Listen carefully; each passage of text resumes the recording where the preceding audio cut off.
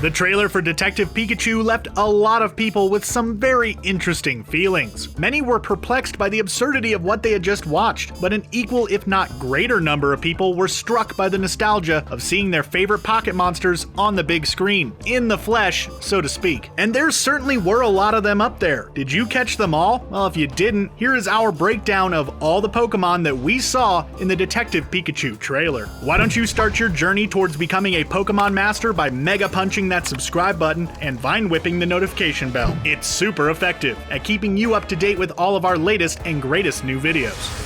Starting the trailer off, we get a shot of a busy city square that is absolutely teeming with both people and Pokemon. The first one that most people more than likely noticed was the Charmander making his way through the crowd down in the lower left-hand corner. Behind him is a Dodrio, one of two that actually appear in this scene. Behind him, even further into the crowd, is a Generation 5 Pokemon, Bouffalant. Sort of a buffalo with an afro. It's actually pretty awesome. Floating up above the cloud of people are a pair of Flabébés, riding the winds on some reddish flowers, a Comfey, and a flock of birds, which could honestly be any of the normal type birds that are introduced in every generation. But for our money, it's probably either Pidgeys or Pidgeotos, though the latter is kind of unlikely as they seem smaller than Pidgeoto's reported 1.1 meter height. Yikes, that is a giant nightmare bird. Though even that is not as scary as the Braviary that's sitting stoically on the railing there. Now that is a giant bird. There are also some signs on the far right that showcase a few more Pokemon species. A Victini, a Wooper, a Petalil, a Swirlix, and what looks to be a Sylveon, though it could also be a particularly happy looking Goomy. The next shot shows us a woman standing on a road surrounded by what looks like Jigglypuff and Gengar floats for some sort of parade. She is accompanied by a cute little Psyduck, and on her dashboard is a Spoink bobblehead. Then there are a few scenes setting up Justice Smith's character, Tim, none of which contain any Pokemon, until we come to the shot of his room. Adorning the walls are several posters for major Pokemon tournaments. On the back of his door is the poster for the Johto Rayquazas, which matches well with the Rayquaza wall decal hanging above the posters that contain references to Dragonite, Hypno, Charizard, Articuno, Steelix, and what looks to be Blaziken, along with a Flygon and Metagross fighting a Charizard. Over the dresser is another poster, complete with the image of a Blastoise. Another angle of the room gives us a look at his Pikachu ear headboard, and a poster showcasing the Generation 5 headliners, Zekrom and Reshiram, facing off. The next Pokemon we see after that is the main man himself, Pikachu, complete with an adorable little detective hat. Aww.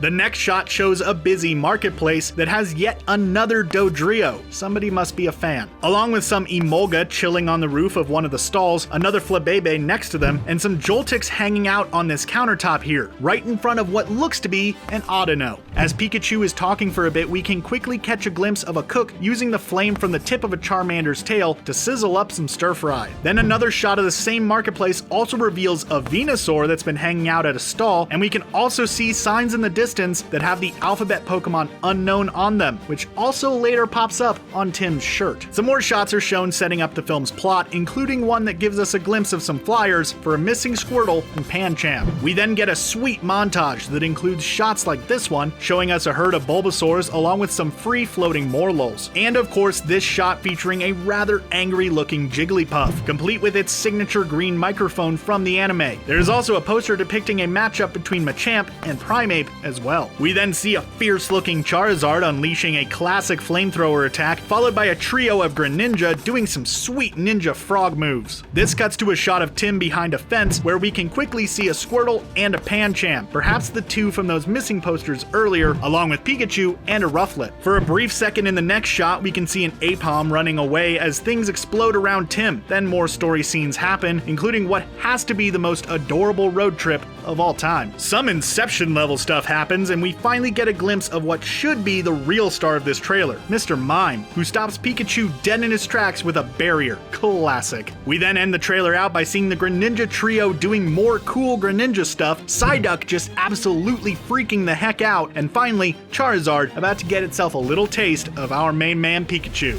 Did you catch all those Pokemon appearances yourself, or did you miss a few? And were there any that you saw that we didn't? Let us know down in the comments below, and while you're down there, don't forget to like this video, share it, and subscribe to Screen Rant for more awesome videos just like this one. Now, if you'll excuse us, all of us here at Screen Rant gotta get back to playing Pokemon Let's Go. Those Pokemon aren't gonna catch themselves.